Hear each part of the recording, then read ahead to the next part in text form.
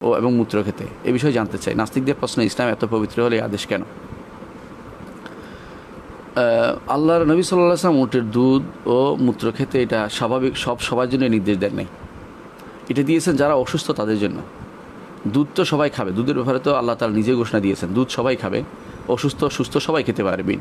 আল্লাহ তাআলা গোবর এবং রক্তের মাঝখানে দিয়ে এত পরিচ্ছন্নভাবে বের করে নিয়ে আসেন দুধটা, যেটা আল্লাহ তাআলা বলেছেন যেটা সায়গাল লিশারিবিন, যারা পান করে তাদের জন্য খুব উপকারী, এবং তারা উপকারী জিনিসগুলো প্রমাণিত হয়েছে। উটের দুধের মধ্যে বহু রকমের জিনিস আছে, এমনকি প্রথম যদি কোনো আপনার খেতে পেট ব্যথা হয় ও ধীরে ধীরে আপনার পেটের ভিতরে অন্যান্য রোগ আপনার মুক্ত হয়ে যাবে।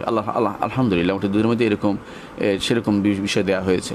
উটের দুধ খাইতে খুব স্বাদ তা নয়, অনেকটা বিষাদ টাইপের। তারপরেও মানুষ কেন খাবে? এটা ওষুধের মতো করে খায় অনেকে। শরীরের যে পেটের যে সমস্ত রোগগুলি আছে এগুলো অধিকাংশেই মুক্ত হয়ে যায়।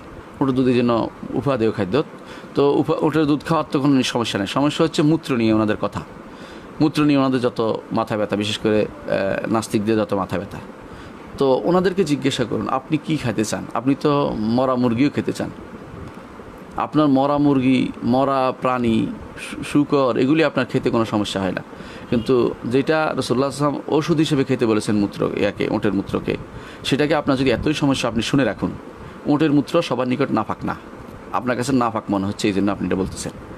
ইমাম আবু হানিফা রাহমাতুল্লাহ আলাইহি তিনি বলেছেন যে তার মাযহাবকে নাপাক বলা হয় নাই, কারণ তারা বলেছেন যে এটা যে সমস্ত প্রাণীর গোশত খাওয়া যায় সেই সমস্ত প্রাণীর মূত্র নাপাক নয়, তবে সেটা হচ্ছে দৃষ্টিকটু, অর্থাৎ সেটা রুচিতে কুলো না, এই জন্য মানুষ খায় না।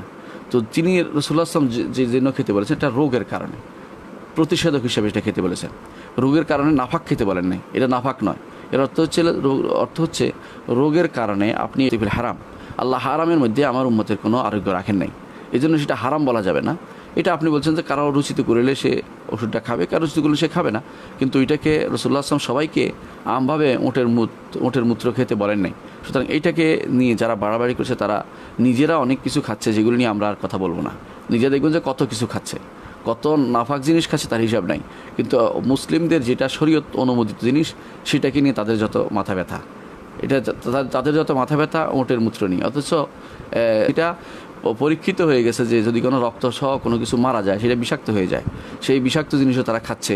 তাদের কাছে ওইটা কোনো ব্যাপার না। ব্যাপার হচ্ছে কেন রসুল বলেছেন এটা তাদের সমস্যা না, রসুল যা বলেছেন তাদের সমস্যা তো বিবেকের সমস্যা, তাদের সেটা আকলের সমস্যা।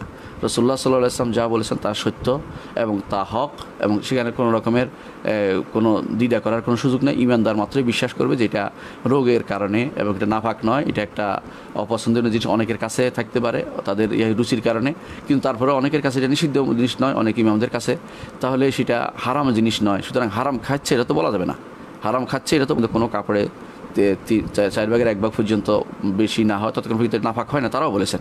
তাহলে বোঝা গেল যে উটের পেশাব লাগলেই সেটা নাপাক হয়ে যাবে এরকম যেহেতু নয়, সেটা তাহলে নাপাক, মূল নাপাকের অন্তর্ভুক্ত নয়, যেটা সাধারণ নাপাকের ভিতরে পড়ে না। তাহলে উটের পেশাব নিয়ে বাড়াবাড়ি করার কোনো সুযোগ নেই, এটা একটা ঔষধ হিসেবে খেতে বলা হয়েছে। এটাকে স্বাভাবিকভাবে সবাইকে খাওয়ার জন্য রাসূলুল্লাহ সাল্লাল্লাহু আলাইহি ওয়াসাল্লাম নির্দেশ দেন না, এবং সবাই এটা খাইতেও না কোনো দিন। শুধুমাত্র যারা অসুস্থ হয়েছে তারাই শুধুমাত্র খেয়েছে, এটাই প্রমাণিত হয়েছে।